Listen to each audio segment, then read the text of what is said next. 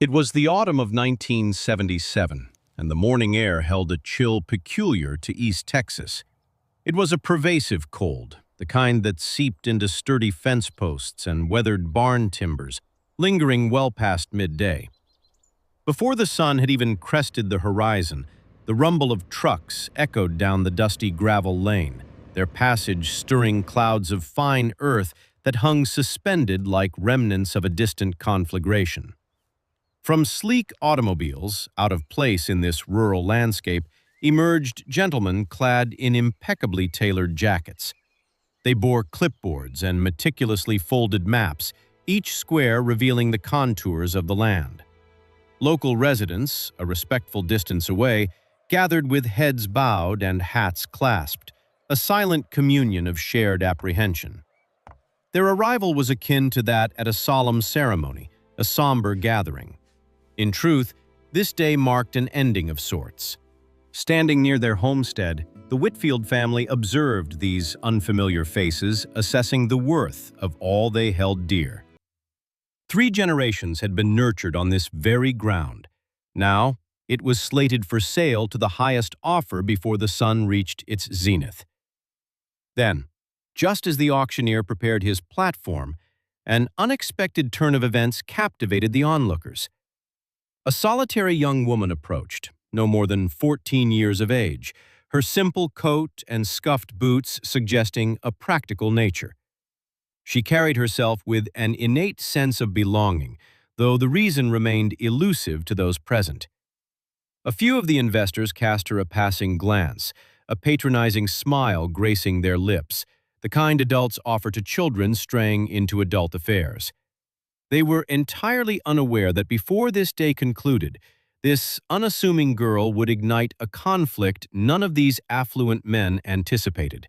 The events that followed would become a cornerstone of local lore, a tale recounted for decades across that region of Texas. If narratives of compassion, resilience, and everyday individuals performing extraordinary feats resonate with you, we invite you to subscribe to MJ Farm Stories.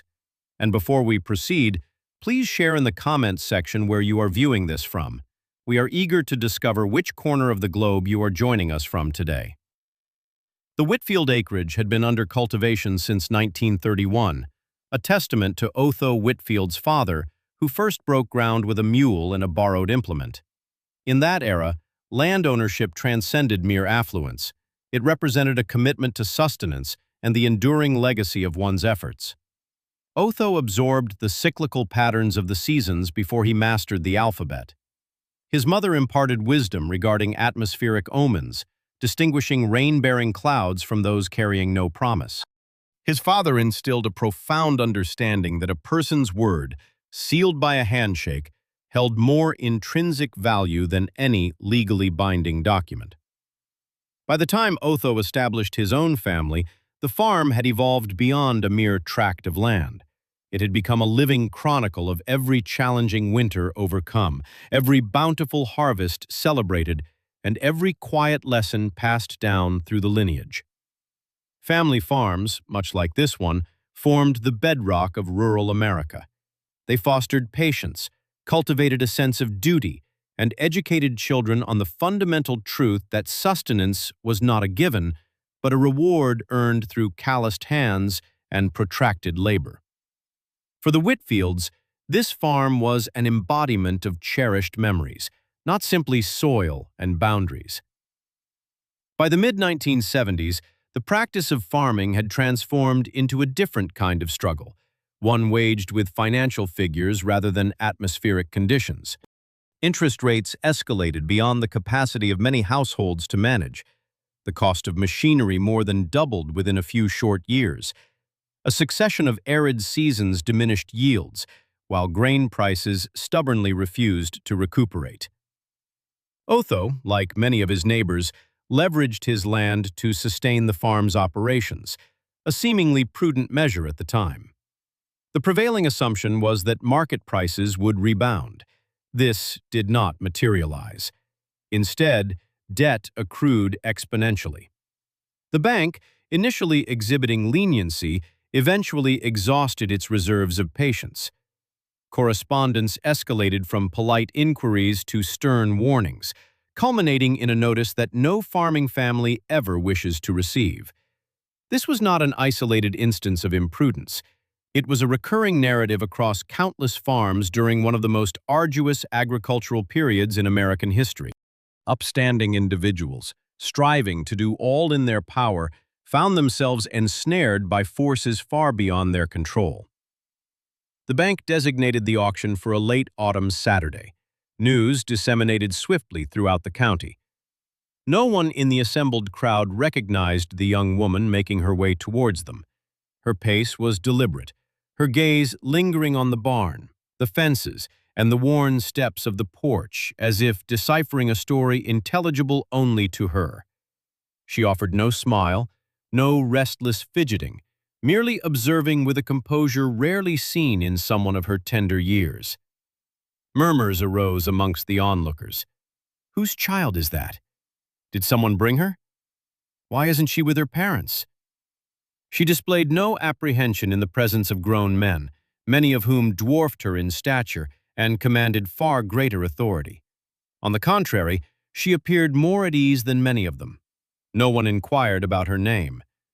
No one surmised she had any legitimate reason for being there. Years prior, during a severe ice storm that afflicted the region, a young rancher named Garth Whitfield, Otho's son, dedicated 3 sleepless nights to assisting a struggling neighbor in safeguarding a herd of cattle from perishing in an exposed pasture. That neighbor was named Calloway, and the livestock belonged to a widow who was raising 2 children alone following the tragic loss of her husband in a tractor accident the preceding spring. Garth sought no remuneration for his efforts. Night after night, he appeared with blankets, feed, and a lantern until the entire herd was secured. The widow's younger daughter, a quiet girl named Tansey Calloway, never forgot his selfless act. Her grandfather, Eldridge Calloway, a man of prudence and traditional values, often imparted this wisdom. Money should safeguard what holds the greatest significance. He diligently educated her over many years on the principles of saving, responsibility, and honoring obligations that extended beyond the written word. Tansey absorbed these lessons with remarkable aptitude. She simply had not encountered a circumstance that necessitated their application until this very moment. By mid-morning, the property was abuzz with activity. Prospective buyers meticulously reviewed survey charts. Some exchanged observations regarding soil composition and potential resale values. Neighbors, a silent contingent, congregated near the boundary fence, offering their quiet support without intruding upon the family's profound sorrow. Tansey moved closer to the gathering. A few gentlemen exchanged amused glances, presuming she had merely accompanied someone. One investor even extended a peppermint, a gesture often employed by adults to politely redirect children from perceived distractions. She accepted the offering with grace and remained silent. Moments later, a demure woman and a gentleman carrying a well-worn leather satchel navigated through the crowd to stand beside her. Their arrival went largely unnoticed. Fewer still gave it any consideration. The auctioneer commenced with smaller items: tools, plows, a tractor, and a hay baler that had seen decades of harvests. Lucinda Whitfield, Otho's wife, pressed a handkerchief to her lips as each piece was sold for a sum far below its true worth. Subsequently, the focus shifted to the land itself. Bids escalated rapidly among the investors, reaching figures that most local residents considered beyond the property's actual value. Each bidder seemed determined to outlast the others.